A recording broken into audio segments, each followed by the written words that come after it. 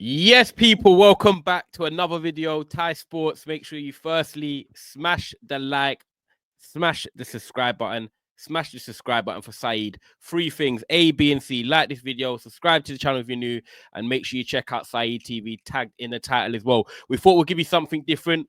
Of course, we talk about Man United a lot, but actually on this channel, want to try and make it a bit more generic, make a bit more few debates as well. And the January transfer window is just close. So Saeed, we thought we'll mix it up and do something different. But how are you, bro? You okay? Yeah, can't complain, man. Can't complain. You know what I'm saying too? January transfer is closed now. We have to wait until the summer now. It's gonna be a long wait, man. Couple of months now. But yeah, man. Excited to see this debate, man. Smash a like on the video, people. Man. Yeah, mate. Make sure you smash a like. We're going to be talking about the top 5 January transfer windows, or not windows, the top 5 January transfers of the window. Guys, make sure you get your comments in as well, because you don't have to agree with us. You can disagree. Let us know yours as well if there's some hidden gems we've missed. But we're going to start with number 5. And this is going to be hard to do, putting them in order. It's going to test us. I might disagree with Saeed when he picks his first one. I don't know, but we're just going to go with it. Saeed, who will be your 5th best transfer of this window? I'm gonna go with Omar Marmoush. Okay. Came in from Frankfurt. I can't lie to you. And you know what? To be fair, Man City, I thought they wasn't gonna go in for this sort of player, because is he a typical kind of Pep Guardiola player? But you know what, man? Because he gets goals, he's efficient, he's direct. I think for me, he's gonna be a good player for City, and he's been banging it out at Frankfurt, banging it out before that at Wolfsburg.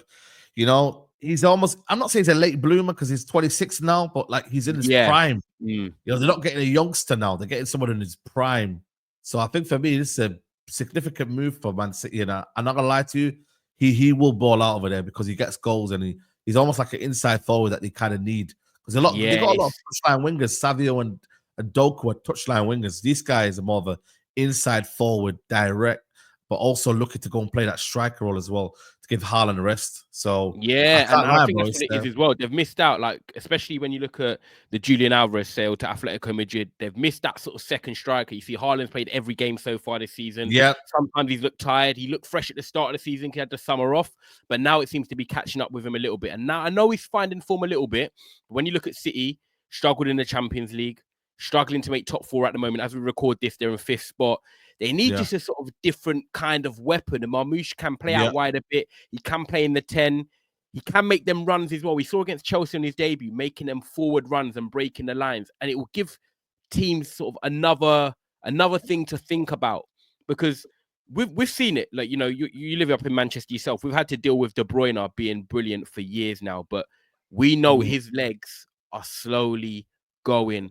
And they're having to do a rebuild. We've seen them sign 2 centre-backs. They signed Nico Gonzalez from Porto. They've now signed Marmoush. They're talking about a rebuild. They are making that rebuild happen. Yeah. So I feel like for me, it makes sense, man. They've got a couple of youngsters and then they've got a couple of people in their prime. So I feel like this one here with their attack, one of the best in Europe in terms of numbers as well. And you know what, man? Like I'm surprised they've got him this in January because I thought, with the way Frankfurt, they're in the Europa League. Would they keep on to him? But they have done, man. And fair play, man. He's doing bits. I can't lie to you. So when you look at him, right? Do you think, because you know how when it's what it's like when people go to Pep Guardiola, sometimes it takes a season to bed into the way he plays, adjust to the methods of the Premier League as well. Do you think Marmoush is gonna benefit from signing in mid-January to have 5 months of playing in the Premier League and then next year he'll shine, or do you think actually he might need a bit longer? Like, where do you see it going with him? I think because he came in January, I think it'll give him. I think it's good that they brought him in January because now he could just almost, because his season kind of pretty much dead for Premier League wise. You know what I mean? He might be that tool that they need in the Champions League.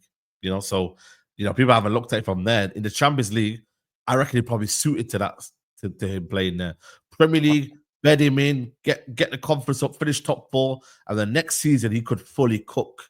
Into something that, wow, this is a player here we got in our hands. You know what I'm saying? Like, it is in his prime and he's looking like a beast. Do you know what I'm trying to say, bro? Yeah, so, it's gonna be. Man, I'm not gonna lie to you, bro. Yeah, I think this is the guy that they that now coming in January, learning, adapt to the league, and then when its title race starts next year, He's almost like he's ready. Start fresh, Head start. hit the ground Head running. start. Yeah. Okay. No, that's fair. So that's our number 5 people. We've gone with Omar Marmoush. The impact he's going to make at City is yet to be seen, but it is going to be a very interesting one. The next one we're going to go for, I'm actually going to go for something a bit different in terms of Randal, Kolo, Muani to Juventus. Okay. Yeah, I like this move. I do like this move. I feel like it's the perfect move for him, but also Juventus as well, looking for a striker. We all know that Dusan Vlahovic is gone there. Vlahovic is not really in favour with the fans at the moment. He's been linked with Arsenal a couple seasons now. It's like you don't expect Vlahovic to be there in 2 years' time. You know that they're eventually going to move him on. So they're already looking at like, who can we get in that can replace Vlahovic? Now, Kolo Muani's not been playing for PSG much this season. Luis Enrique throws him out. He's at the perfect age now of 26. It's like, okay, if we get Kolo Muani in on loan and he works out, they can then buy him permanently. Then that could also lead to the sale of Vlahovic and ease the pressure that, okay, we don't need to search for a striker. We've got someone that can come in and fit the system. And I think the big thing for me, Saeed, before I come to you on this one, is with Kolo Muani, I look at him, right? And who's the manager? Thiago Motta. Look at the profile of striker that Thiago Motta liked at Bologna, a Joshua Zirkzee, dropping deep into the pockets, linking up play. Not just an out-and-out number 9. And Kolo Muani can do that. He can drop into the channels. He can drop into the middle of the park. And I think he'll help Juventus have a bit more control in that final third. So I like what Kolo Muani can bring to Thiago Motta and Juventus. So I'm going to go with him. What do you think of this signing? I think you're right. I was initially a bit hesitant to bring him at United, but obviously the way we kind of went about it, I was probably wrong in that aspect. But I think you're right in that he can drop in deep. And he's a good creator as well, Like the guy if you look at his season at Frankfurt, the first season, he got like 10, 11 assists. Yep. So, he's someone that can create goals as well, not only score, but create. So, yeah, man. I think, you know what, man? Let him see. Because at the end of the day, PSG is almost like a death warrant, man. You know what I mean? When you go there, it's like your career is kind of like. Do you think, though? Okay, let me question on that one. Do you think that was. I know Mbappe's gone and Kolo Muani's been there, but do you think that was like Mbappe feel? Because everything was about Mbappe when these signings have gone there and it's not worked. Do you think now Mbappe's gone, do you feel like players like Dembele, Bradley Barcola, Kravis obviously gone there, Desiree Doué, do you think now they're going to be playing with a bit more freedom because there's no like ego? And I'm not trying to bash Mbappe, but everyone knows it. When you're Mbappe, it's kind of Mbappe's club and then the rest follow. Now, all these PSG players, Kangin Lee, Vitinha and stuff, they might start just enjoying it now. Enjoying a little bit, But I still don't think he's part of Luis Enrique's plans, so that's a problem, man. He's not. And then that's the thing. You've got to be ready for someone's plans and be there and be appreciated. Do you think he can do you think he can be the difference between Juve making the top 4 and not having Kolo Muani now starting? He's starting with Vlahovic, so definitely, man. Because in the day, bro, they need some different. They're very, very one-dimensional, man. Sometimes when I watch them, and obviously there are a lot of draws in there. You need a bit of something different. He got 2 goals in the weekend, man. So fair play. Yeah, big, and they were 1-0 down. Exactly. There you go. 1-0 down. He turned it around. 4 goals now in he scored against, I think he scored against Napoli when they lost 2-1. He scored the opener there. So he's going in there, and he's making an impact. So guys, Kolo Muani to Juventus, it works. Slower league, linking up with Thiago Motta. I do like that move, and that is our number 4. What are you looking at next, Saeed, in terms of number 3 for you? I want to go with Gimenez. Okay. Got to AC Milan. Santiago Gimenez, the new AC Milan. I'm surprised they've got him, I'm surprised they've got him. I don't know if they're still in the Champions League yet. They got knocked out. No, they are. I think they are, Still in the Champions League, scored goals. He had a big season. Was it season before or last season, I think? Yeah, he did. Scored a lot of goals. He's from Mexico. Young still. And I think for me, this what it is with, I don't know if you know, but AC Milan, they hit and miss with strikers, they'll bring in these strikers like Piatek and these kind of strikers that sometimes Jovic, for example, all these strikers that they come in and you're like, oh, but then they'll get gems that'll come in and they'll do well. Zlatan's, you know what I mean, and so forth. Giroud did well over there, to be fair. Yep, he did. So yeah, but this one here, let's see, man. It's a big Aston, it's a big club. Similar to United, being a United striker, the AC striker, with the past that they've had with Filippo Inzaghi, Shevchenko. The reputation, the reputation, bad historic name of strikers they've had. It kind of, sometimes it can sometimes make or break you. Really. Make or break you. Facts, bro. And that's the problem with a lot of players that have gone there. They've gone for big money and it's not been able to kind of score goals. Yeah. And that is a big issue. But like I said, now, man, this one here should be someone that, they can get the best out of, man. And in a Serie A as well, that's always littered with good strikers. One thing about Serie A is they always got good strikers in that league. Always. Do you know what? It's mad as well because deadline day of August, he was linked to Forest, and they decided to keep Chris Wood. I think they accepted the. Did they accept bid or something? I think they accepted a bid, but he didn't want to go. That was the one. Yeah. And look now, 4 months later, no disrespect to Forest, but you're at AC Milan now, one of the biggest clubs in Italy, if not the biggest. You're competing to try and get them back into the top 4. I think they're 8th at the moment, but it's only a 4-point gap, so it's really tight, a bit like the Premier League. Yeah. And I think what I like about this as well is Morata's obviously gone to Galatasaray, which was a deadline day move as well. So that was a weird one as well. Yeah, again, weird one. Do you know what I mean? Morata it was almost like we had to move on, and he only came in the summer, didn't he? Yeah. Because he was on loan there as well. So like they signed obviously had him for a little while now. Wow. Gimenez is come in. And I think what I like about it is that you've got Christian Pulisic that can play on the right. You've got Rafael Leao on the left. You've got a new striker in Gimenez. And who's the other number 10? Because I was going to put him up there. João Felix. What a move. I was going to put him in my top 5, but obviously we've got 5 people that potentially we're talking about. He's one that could be in there. João Felix, number 10. He's going to have the freedom to create in there. He's got Reinders and Fofana behind him. That is basically, they've got 2 new forwards in a front 4. Pulisic, Leao. Now they've got Gimenez and Felix. That's going to be, I'm not going to, that's quite exciting. Did Chukwueze leave or did he stay? Who's that? Chukwueze. I think he's got injured. He got injured. Oh, so it fell through. So, he's going to rotate with maybe Pulisic on the right-hand side. But when you look at it, Pulisic, Leao, Gimenez and Felix, that's got goals in it. That's got a bit of creativity. Yeah. He's got flair. It's going to be, and the new manager. They need to climb the table, man. I don't know where they are on the table, but they need to 8th climb at the moment.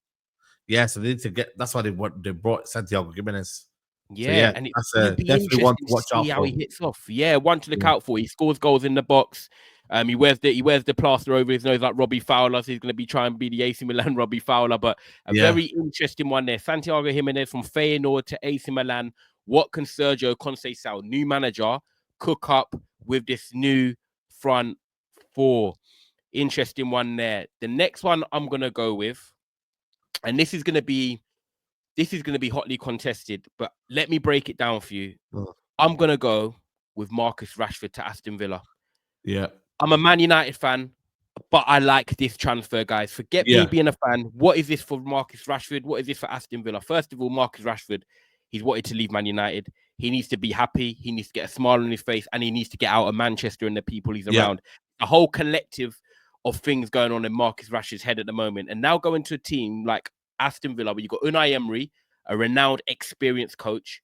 You've got players around you, such as Morgan Rogers, Ollie Watkins, Ezri Konsa, that English contingent. Thomas Tuchel's now watching games regularly, so he's going to be looking at you. Rashford can go there and play regularly. He's got the left wing opposition, which is Jacob Ramsey. He can take Ramsey's spot. No disrespect to Ramsey. Good squad player. Yeah. Facts. Rashford, a good Rashford is better than a better Jacob Ramsey. So Rashford can go there and play on the left. John Duran's now gone. So he can play as a number, and I don't like him at number 9, but he can play at number 9 if Watkins. If you have runners around him, though, he might look better than number 9. When you have runners around him, he might in this formation, and he's got a plan. The team that know what they're doing. I like this move. It's on loan. It's a win-win for Villa. If it doesn't work, cool. You send him back. If he works, 40 million for a 27-year-old Rashford on form is good in today's market. It's good in this day and age. I think this move's great, Saeed. The fans will love him. The fans will love him. The fans will love him. And he can get back in the England squad as well. He'll have a point to prove. I think you're right, bro. I think this is a good move for him. It's a good move for the club. And yeah, man, I think it's a good move all round. I think for me, he has to just go and prove himself, play a football with a smile on his face. And get. Do you think he goes in? Do you think he goes in as a starter? Or has he got a fight? He's still got to prove himself. He's still got to prove himself to get in the team. And also, he's not much sharp yet. He's not much fit. You know what I mean? So he might play. He might even actually put his debut against Tottenham on the weekend. So I'll be interested to see that game there. FA Cup. Yeah, FA Cup against Tottenham. So I'll be interested to watch him there against Tottenham on the weekend. See what happens. Very interesting to see what happens. Low move. Obviously, they're covering a lot of his wages, but like Saeed said, he can play up top. And then, like I said, Jacob Ramsey on the left, he's going to be smelling that spot and thinking, I can take it. And if Watkins, Rodgers, and Rashford cook together, that will be a good trio side. I've got to be real. They've got balance, they've got pace, they've got a bit of everything to them. Facts. So let's see what happens with that one. And number one, this is an interesting one. I don't know if people will agree with us on this, but the potential of what he can do. Saeed, over to you. Kvaratskhelia signing for PSG. Kvaratskhelia, for me, that's the number one, man. 60-odd million. The player like him to come in at the start of the window. I mean, different, man. Different level. Different level, man. Honestly, bro, like when I deep it, when I look at it, honestly, bro, very, very, very good player.